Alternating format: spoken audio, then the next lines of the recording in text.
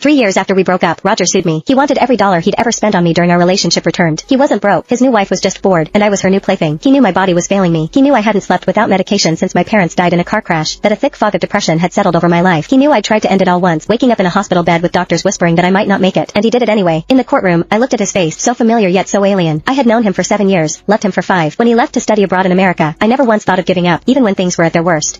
Was a world away, but I flew back and forth a dozen times to be with him. The court ordered me to pay him back $10,723. That last $3 was from a day on the streets of I'd seen a stall selling candied apples, but at $3 a piece, I couldn't bring myself to buy one. He had just laughed and bought it for me anyway. Now, even that sweet memory had been sharpened into a blade pointed at my heart. He didn't know that $10,000 was every cent I had to my name. It was also the money I'd set aside for my next round of chemotherapy. After the verdict was read, I ran right into Roger in the hallway. I hadn't seen him in years, and he'd changed. The struggling student who used to hustle between part-time jobs and a cramped, cheap apartment was now a titan in the green tech industry. He stood there in a perfectly tailored suit, his gaze landing on me with a cool, detached frostiness. I froze, my first instinct to pretend I hadn't seen him and walk away. But then he spoke, his voice slow and deliberate. "Are you regretting it now?" I blinked, confused. "What?" A bitter, mocking smile twisted his lips. "Dumping me for money back then. You must be kicking yourself, right?" The late autumn wind was sharp, cutting through my thin clothes. I clenched my fist, but a deep, unshakable chill had already taken root in my bones. I took a deep breath and forced a flawless smile. "Mr. Vance, the money has been repaid. We're broken up. Aren't you worried your wife might get the wrong idea if she heard you talking like this?" As if on cue, I turned and saw Felicity standing there, her face a mask of fury. The anger vanished in an instant, replaced by a radiant smile that didn't quite reach the venom in her eyes. She clicked across the floor in her stilettos and wrapped her arm possessively around Roger's. "Honey, what should I even do with this $10,000? A new dress, shoes, or that designer bag I saw last week?" She shot a pointed look at me, her voice dripping with mock sympathy. "It doesn't seem to be enough for any of those, does it? You really should have been more generous with your ex-girlfriend. This little bit of cash wouldn't even cover a new hairpin for me." I had loved Roger for 5 years. During that time, while he was studying in I flew across the country every month to see him. The $10,000 he sued me for was mostly the money he had earned working grueling side jobs to help pay for my plane ticket. But now, he and Felicity had presented the bank transfers to their lawyer, who had torn my life apart in court, demanding repayment as if it were their birthright. The hairpin on Felicity's head was the latest release from Chanel, costing $15,000. The money she'd just squeezed from me truly wasn't enough. Roger brushed a stray hair from her face with a tender, doting gesture. "Don't worry about it, sweetheart. Think of it as pocket money. If it's not enough, I'll add to it." Felicity's face lit up, and she planted a kiss on his cheek. "You're the best, honey." Then, she turned to me, her smile a weapon. "Eve, I am so sorry. We obviously don't need the money, but Roger and I made a little bet. He did this just to make me happy, you know?" She leaned in conspiratorially. "Ever since we got married, Roger worries about me working too hard, so he won't let me get a job. All I do all day is skincare, beauty treatments, and travel. A girl has to find some way to amuse herself, right?" She reached out and took my hand, her eyes glittering with triumph. "Thank you for making my day, and for proving just how much my husband adores me." A sharp pain shot through my chest, like 1,000 tiny needles piercing my heart. For the rich, this was just a game. I was nothing more than a pawn, a tool used to demonstrate the depths of Roger's devotion to his wife.